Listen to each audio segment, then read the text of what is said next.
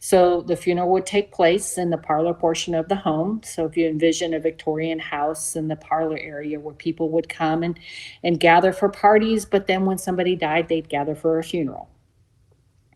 The wake would be for 3 days to prove that they were true in fact dead and not going to wake up. Because it was learned in the 15th and 16th century, they learned that people were being buried alive. And so the wake was a tradition to help curtail that. Hello and welcome to All the Above. I'm James Brown. Thanks for joining me. You can check out my work at jamesbrowntv.substack.com. Paid subscribers get episodes early and other perks. It's there I make podcasts about the things that unite us and the people obsessed with them. It's in that spirit that I present to you a series called Completing the Circle. It's about death and dying and the people who embrace it every day, like today's guest, Genevieve Keeney Vasquez. She spent her whole life wanting to work in these fields, and she has. As a funeral director, an Army medical officer, a palliative nurse, and most recently as president and CEO of the National Museum of Funeral History. She was fascinating, revealing, and eloquent. Everything you can ask for in a guest. Find me on any platform at James Brown TV and tell me what you think. You can also email me at jamesbrowntv@gmail.com. And now, my conversation with Genevieve Keeney Vasquez. When I got out of the military, I went into being a palliative care nurse while I was going through funeral directing school. Yeah. And it's a part-time job, and I literally was only going to stay there until I finished school. But then I ended up getting the job at the museum, which we haven't even had a chance to talk about, which is amazing too.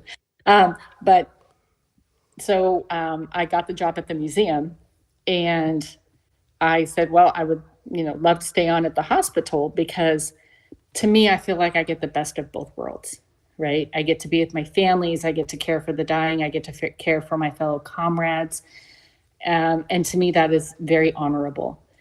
But at the same time, I look at the museum as like a blank palette. It's my platform to be able to educate people about death. And I remember when I was in the military, and I had a father who had a really bad asthma attack, and it rendered him into the ICU, and the family had to get sent overseas to make the hard decision of letting him go because he was brain dead. He had he basically was without oxygen too long. And I remember that they had a daughter who was of teenage years, and the mother said, no, send her home. And I, at that moment, stood up and became an advocate for her. And I said, no, it's important. If she wants to be here and she wants to be part of this, you need not shut her out.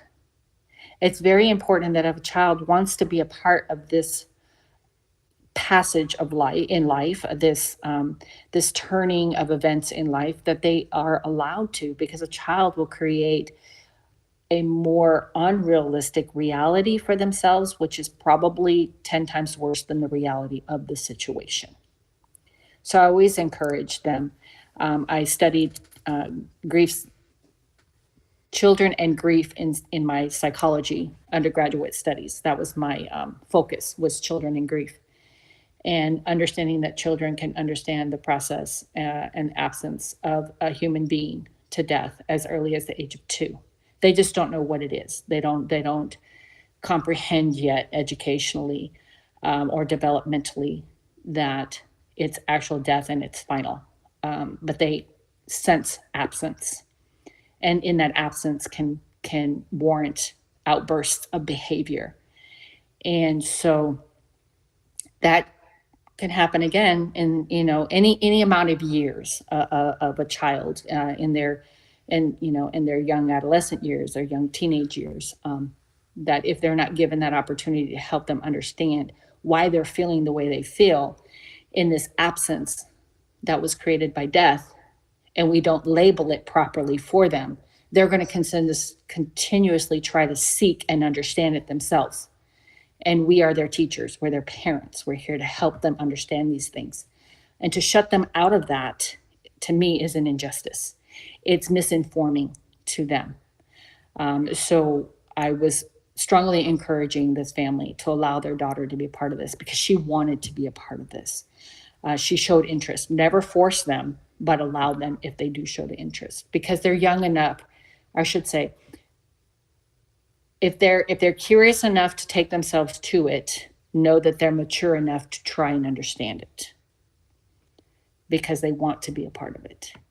And so, yeah, the same with my son. When we were at my sister's funeral, my mother was trying to keep my son from walking in the procession, and she was trying to shield him. And I said, no. I grabbed him and let him join me. I said, if he wants to, let him be a part of it. Don't hold them back, because it's then becomes a natural part of life that they don't feel like they're being left out from, or feel like they need to try to understand on their own. So I think that is really important.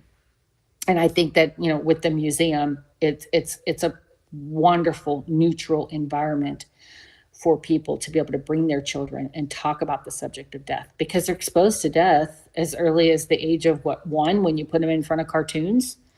And so it's important, to be able to walk them through what death is and what death looks like in reality, rather than how they're being shown through video games or movies or television. What better gift you can give your child than to help them understand? And so I looked at the museum as an educational platform for just that, to help children understand it and help parents explain it. This also dovetails with your own experience, doesn't it? The fact Yes, that you yes, weren't it able does. to talk I about wish it. they had. I wish they had the museum of the National Museum of Funeral History when I was 10. I'd have been there probably every weekend. Well, when you encounter these kids that visit, kids that are interested, what do they say? Well, they ask the most. Well, to us, we think it's blunt, right? It's a blunt question, but to them, they don't. They're not afraid of death. They haven't built enough uh, um, experiences in life with the subject matter of death or the emotional effects that death has on them. They really haven't experienced that enough. So to them, learning about death might just be as simple as learning about biology, right? It's just it's another element of learning about something that happens in life. So they just ask, well, sometimes I'll say, well, what will happen when they die? And I just will explain to them that, you know, they're going to stop breathing. And then after that, the heart will stop beating. And then they'll just look like they're asleep, but they're not. They have gone on to heaven, or depending upon the religious belief of that family, I will explain that it, that's another important element that people don't realize with funeral directors and nurses and healthcare professionals, is being respectful and honoring the religious beliefs of the people you take care of, and the people that you wait on, because that's very important for you not to interject your beliefs system onto them. You allow them to embrace their religious beliefs, because death and religion go hand in hand. There's religious rituals and customs that are very much ingrained in a lot of different religions. It's a highly emotional circumstance that you're describing. I think it would be difficult to not interject yourself in your own beliefs. One of the things I think that, when we're going through our funeral directing school, when we all have to go through this, like the psychology classes and stuff like that. One of the most important elements, that besides having empathy and compassion, is understanding boundaries.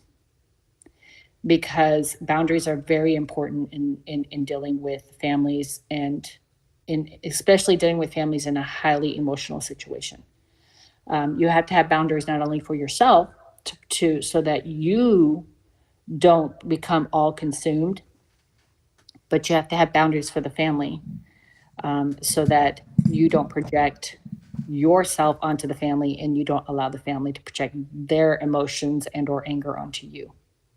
So boundaries are very important, because believe it or not, there are some pretty interesting situations that come out when somebody dies or they're dying. Funeral directors sometimes become counselors in trying to help mitigate family disputes. Someone doesn't want to talk to so and so, and you're just like, really? Your loved one's on their deathbed. This isn't the time or the place. But again, it's a highly emotionally charged situation. And sometimes there's people that can't, that their emotional reaction takes on a different face, and outbursts can happen. And you just have to know when to go in and say, this isn't the place. We need to take it somewhere else.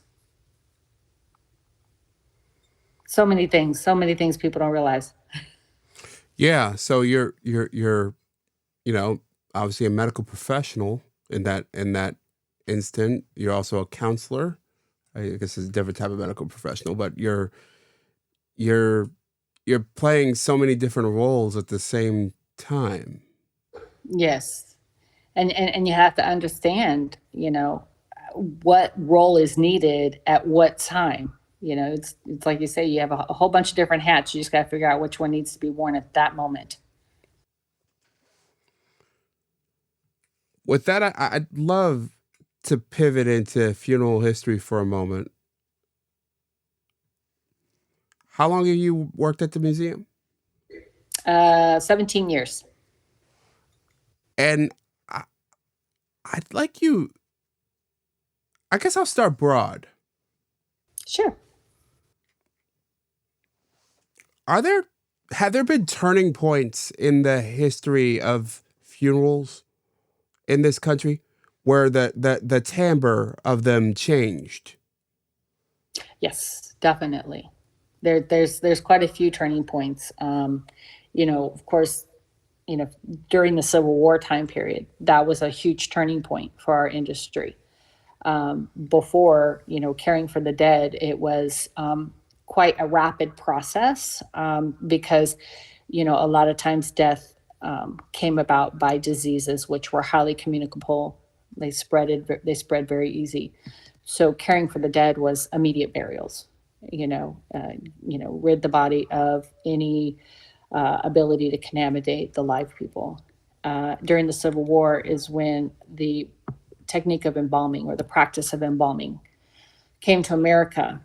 And it was actually during the Civil War battle itself where surgeons who understood the anatomical makeup of the human body, and Dr. Thomas Holmes himself came up with the chemical compound makeup, if you will, of embalming fluid, which they found that if you put it into the normal circulatory system of the body, meaning the arteries and the veins, you pump it through just like the blood pumps through the blood. You pump it through like the heart pumps through the blood in the body. Then that chemical will create a preservation type status to the body, which in turn does two things. It preserves the body so the soldiers can be returned home to their families, to give closure to the families and help, so they can properly bury their loved one. But it also, they realized, did like a decontamination almost, right? So if sometimes there was disease that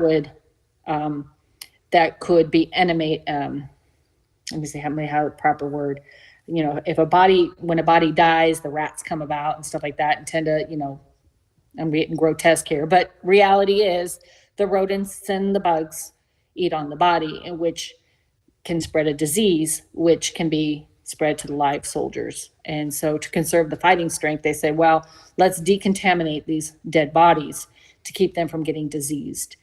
And because, the soldiers had to handle their own deceased soldiers.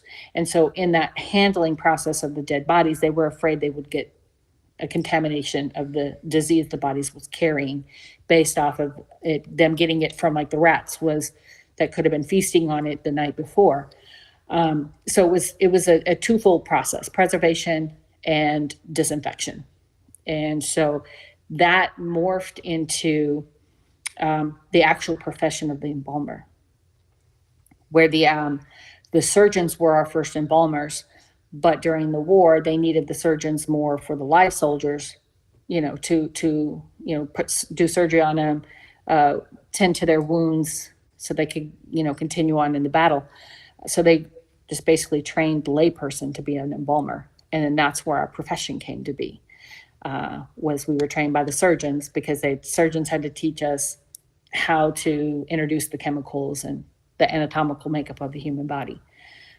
Interesting enough, also, during the anatomical studies for the doctors, that's where grave robbing came in. They used to go and rob the graves for the bodies because they would pay people money for cadavers, because they needed a cadaver in order to do these studies and understand the anatomical makeup of the body. And a cadaver would only last so long. So if you had a group of medical students this week, they all went in and studied on that cadaver. Well, there was no preservation techniques back then. That cadaver was only good for so long. They needed another cadaver for the next group of students. And so that's why grave robbing was so popular back in the day. But then they started now they have the anatomical donation program in our time period of life. They have an anatomical donation program where you actually can donate your body to science for that purpose of studies. And then the technique of embalming came to be. And then, other turning points. Well, before we go to another turning point, I'd like to learn a bit more about this world that you presented, if you don't mind. Yeah. Okay, so we're on a Civil War battlefield, and we've embalmed these bodies, and we're sending them back home to whence they came. Was this more northern troops or southern troops or both? You saw it more in the north because, there was cost involved in sending these troops back home. So it was you saw it more in the north, not so much in the south. And then when you come to the museum, we have what they call a Fiske coffin. Very, very heavy, heavy metal coffins that if the soldier was so injured that, obviously the circulatory system was compromised and we couldn't utilize it to embalm, then they were put in this Fiske coffin. And so, believe it or not, in New York, one time they had tore down a building and they were excavating the ground and they came across an old Civil War soldier burial ground because it had lots of Fiske coffins in it. Yeah. So most of the soldiers were sent back to the north. Okay. So let's follow this back. I'm assuming by train, maybe by horse? I think mostly by train, but I don't, in our documentation at the museum of what I've studied, I can't speak 100% to that because, of course, our focus in our studies was preparing the body. Once the body left the hands of the embalmer, how they left, we really didn't know.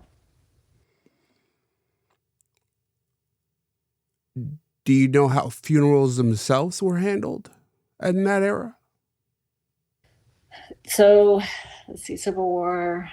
I know that the early 1900s, most of them were, we do have the Victorian vignette that's at the museum that speaks to how the funerals were handled in the early 1900s. And if I can back up, you were talking about train. I do believe that most of them went by train because we actually have a cart in the museum. It's painted green. And this cart was at the train stations, and it was purposely painted green because that cart was only to be used to carry the remains of the soldiers coming off the train, not the baggage. So you're right, most of them went by train. Wow. So Any sense of nowadays, go ahead. how common these carts were? I don't know. This one was found in a field. It had to be restored. So I'm sure that most of the train stations probably had them. You know, the Yeah, larger train stations. Yeah, not the smaller ones, but the larger ones. Yeah. because soldiers came from all over. Like, Hmm. so I'm sure there were a lot of dead from a lot of different places. Yeah, and I would liken it to being like we do soldiers nowadays when we take them off a plane. You know, there's a lot of respect rendered when we're loading and unloading a soldier from a plane. I'm sure they did the same thing on a train because, you know, we tend to be somewhat traditional in the military. Wow. So it's 1800s. It's late 1800s. We have this we have this transformational moment in the country, the Civil War. This is one of those things that sort of sticks, embalming. Hmm. Did it quickly spread, or was there a period of of some people do it and some people not? No, it spread quite quickly. And it's interesting now because nowadays people are just like, I don't know if I want to be embalmed, you know, because they're looking more to the green, go green, you know, even in burial, go green. And so it spread quite quickly because it was a form of preservation, and it allowed people the opportunity to come in and say, to render their respects to their loved one and to say goodbye. Whereas before, you know, you couldn't hold on to a dead body for a longer period of time because they would start to decompose and the smells would just be so rancid that people didn't want to be around them. And then if they died of a disease, you definitely don't want them to be around them. But there have been things that have been created in our profession to help people still be able to say goodbye to someone, even if they were diseased. We had an icebox coffin. The coffins that were from those earlier time periods, you notice they have like a glass front to them around the face. And that was so that the coffin could be completely sealed, but you could still look in and see your loved one, but not be exposed to them in case they were contaminated. So the profession evolved so many ways based on the humanistic need to be able to say goodbye and have that closure. Has embalming itself involved? Now, embalming is still pretty much the same. Huh. I mean, the only way that it evolved is that we went from hand pumps and gravity bottles to actual machines that make it a much easier process. But no, the whole process is still the same. Inject in the arteries and drain from the vein. Still the same. So my relatives were likely injected with basically the same fluid as Civil War soldiers? No, the chemical itself, so the technique is pretty much the same, but the Ah. chemical compounds that we use have changed. So if your loved ones, or your family members from decades ago died during the Civil War and they got embalmed, then they more than likely got embalmed with an embalming fluid that contained arsenic, Ah. which we all know is very poisonous. And so they eventually were able to come up with a chemical compound that didn't include arsenic, which we have today, which is the formaldehyde. But the formaldehyde's a carcinogen, so pick your poison. I would think that would make old graveyards pretty dangerous places. Well, if you notice, there's not a lot of crops and stuff that grow around graveyards. There's not water, lines that go through graveyards. And that's the reason why cremation came about. Cremation, believe it or not, just like embalming, came out of the knowledge and hands of a surgeon. Cremation also came out of the knowledge and the hands of a doctor, because they believe that when people die of a disease and they bury that body in the ground, it will contaminate the soil and contaminate the water and the earth that grows the crops. So they said, well, if there's a diseased body, we need to burn it. And that's where cremation came. And you learn about that also at the museum in our history of cremation exhibit. And it talks about, his name has left me at this moment. I apologize. No Trying to worries. remember all my significant doctors in history. I cannot think of his name at this moment. All I can see is Dr. Thomas Holmes. But yeah, it'll pop up when I'm not thinking about it. But the doctor that created the first crematory in Washington, Pennsylvania. What time period are we talking? Ooh, that's got to be in the late 1800s, perhaps. Okay. It's still standing. It's still standing in Washington, Pennsylvania. It's now under the authority of the Historical Society of Washington, Pennsylvania. And if you travel to Pennsylvania, you can schedule a tour and actually go see it. Yeah. But we replicated it and put it in our museum. So if you don't go to Washington, Pennsylvania, you can still see what it looks like by going to our museum. And you actually step foot into it. Well, I'm not sure which part of Pennsylvania it is in, but I'm in New York, so. Oh, it's in Washington, Pennsylvania. Okay. It's a small town in Washington, Pennsylvania. Okay, interesting. Yeah. Is there a period of funeral history that you're enthralled with? Is there a period of, wow, that's a fully loaded question. Probably the one that I find most interesting would probably be the Victorian time period, when funerals were conducted at the home. Because there's just a lot of traditions that came out of that time period, and then so much care that went into the body, and the respect that was rendered. And there's still so many, like I say, that came out of that. So yeah, I want to say the Victorian time period, I think has what I appreciate the most in history. Tell me more. Like what changed? How did they approach the body? In the Victorian time period, so the shift, we were talking about shifts in the industry, right? So the next big shift was during the Victorian time period, the 19th century, the early 19th century, when funerals were conducted at home. The embalming was done at home. The body was laid out for a wake, traditionally lasting for 3 days, done in the home.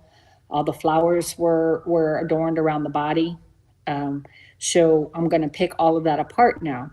So a funeral director, when the town's, pretty small, right? If a disease came to the town, he would, death would start to become a little bit more prevalent in a short amount of time. And he had all this equipment he would have to take in order to care for that body. He would have all his embalming equipment so he can embalm the body.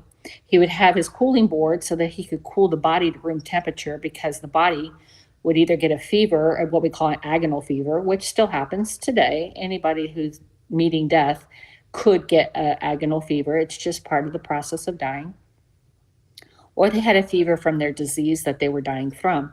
So you cannot introduce the chemicals into a body that has a degree temperature of 98 or above, because now you're going to change your chemical compound makeup and how it's going to react to the body. So you've got to cool that body down to a room temperature. So we have what they call a cooling board that you lay the body on, allow the air to roll around it, and bring that temperature down. Then you embalm the body, and you take them down and you put them into Traditionally, most of the Victorian homes, if they were of wealth, would be in a couch casket sitting on a set of biers, which hold the casket. Then you'd bring the torchlier lamps that would help emanate beautiful lighting onto the body so that the death didn't look so in your face kind of thing. They had a softer appearance, looked more sleeping.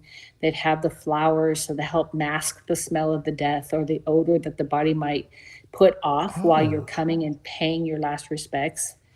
Yeah, so you would smell the beautiful fragrance of the flowers rather than the rancid smell of death. So that's why flowers. Yes. Oh. That's why flowers came part of the funeral.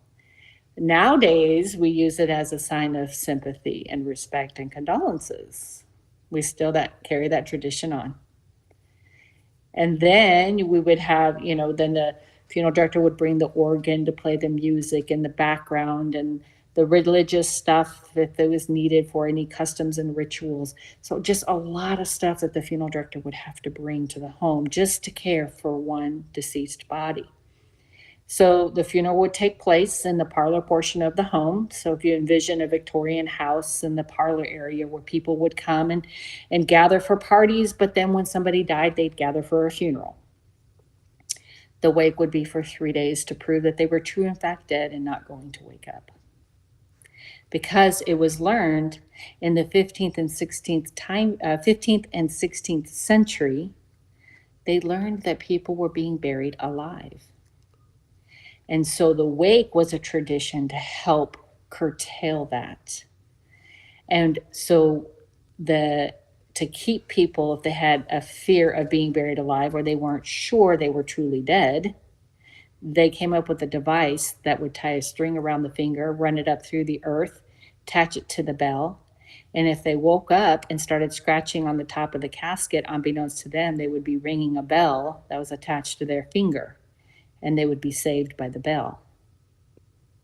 That's where that term comes from. And then if their bell never rang, they were a dead ringer.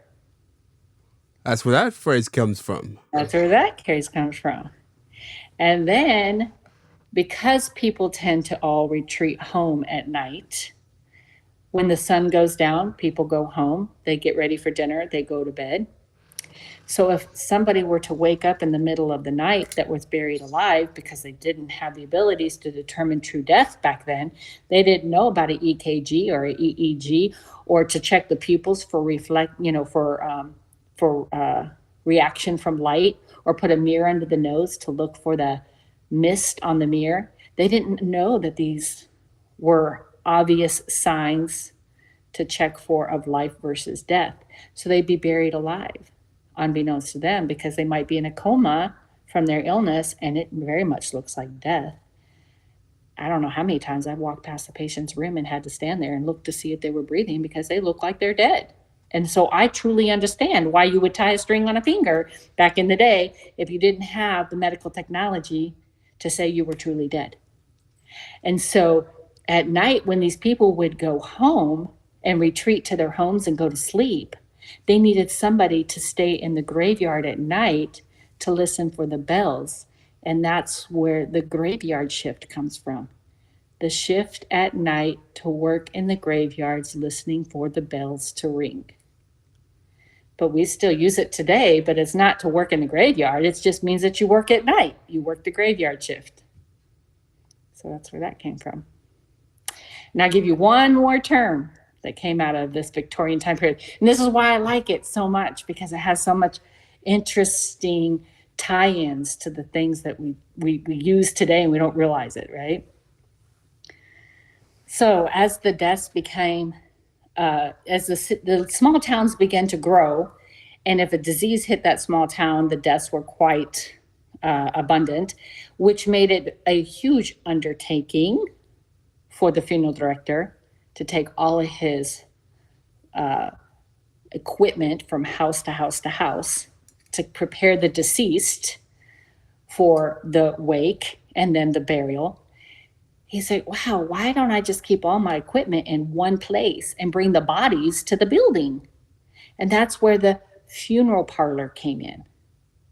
It came out of the parlor of a home. And that's why when you go into a funeral parlor, now known as a funeral home, because it evolved from parlor to home.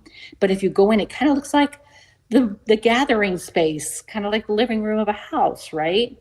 That's why, because it came out of the parlor design concept of the Victorian homes in the Victorian period. So now that room that people would gather, the parlor portion of the house where people would gather, was no longer needed for funerals or the dead. So they labeled that room now as the living room, a room only for the living, because you took your dead now to the funeral parlor or funeral home. Fascinating on all accounts. Yeah. Why did things switch? Why did we leave? Why did we take funerals out of homes? Why do we take caring for our dead loved one family members out of the homes and into the hospitals? Same concept almost. I think we just became less connected with our responsibilities to each other as human beings in the family unit. And we began to spread out. And when the funeral director was responsible of bringing all their equipment into these homes to prepare the deceased, that's when it professionally came out of the homes and into the funeral parlor. It was more practical to bring a body to the building rather than bringing all the equipment to all the individual buildings, right? It was just more practical. And then all the people came to the funeral home and gathered. But to your question, I'm going to take your question and not tie it to the Victorian time period, the early 19th century. I'm going to take your question and tie it to now, right? Why do we send our loved ones off to be cared for by complete strangers? Why do we send our deceased now to a funeral home to be cared for? Why don't we? Why are we no longer involved in that part of life? And I think that's a question that still has yet to be answered. But there's a lot of different things you can look at. There's family dynamics, there's family relationships, there's jobs, there's financial obligations. There's so many different things that are part of that bigger picture as to why we do it. But if you want to get to the core of it, why are we as humans allowing our family members to be cared for by other people now, both in life and death? I mean, doctors, yeah, you got to take them off to be cared for by a doctor. But when it comes to them dying, I think it's important that we should, at least if we can, if we have the means and we have the emotional stamina to embrace and take care of our loved ones at the time of death, I think it would be healthy. It's more practical, as you say. It's also more distant. Yes. And when you create distance, you tend to not feel. You remove yourself from the emotional impact that is waiting for you when your loved one passes away. This one hits home in a number of ways.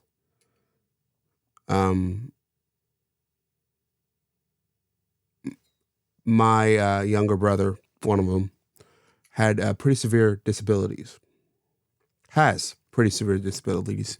And my mother gave up basically her entire life to care for him. And now she's in a nursing home at the moment. And that's a question that has weighed on me. And it's interesting because I was caring for my mother for the last, I want to say 8 years. In the last 3 years, she became bedridden. And I was caring for 12. I literally would get up in the morning, take care of her, go do my work, come home, take care of her, go to the hospital, take care of patients, come home, take care of her. Wow. And I did that for a very long time. And then, but at the same time, I if I needed to travel somewhere, I didn't have that ability because my mom needed someone 24/7. And it unfortunately came down to my daughter's wedding, and I needed to go there to be my daughter's wedding, and I was going to put mom in for respite care because respite care is giving the caregiver 2 weeks break, rightfully so. And I had such a struggle, navigating the system to do that. Even though I'm in the healthcare profession, it's still quite an arduous task. And when I went to go consider bringing her home, the nurses, they told me she requires a lot of care. And I cried. I felt so guilty. It was quite a 2-3 month process for me to deal with internally. So I feel your pain, James. I feel it. I know it. I get it. I feel guilty. But at the same time, I understand the toll it was taking on me. And now, I mean, she's great. She's happy. She's got friends. She's got people she can talk to, interact with. I mean, before she was just in her room, and she was just at the mercy of friends come and visit her, from time to time. And then I was her person. And then she watched TV all day. And then now they got the resources to get her out of bed and put her in a chair and let her go play bingo. And so it is hard, but I had to see the brighter side of it, right?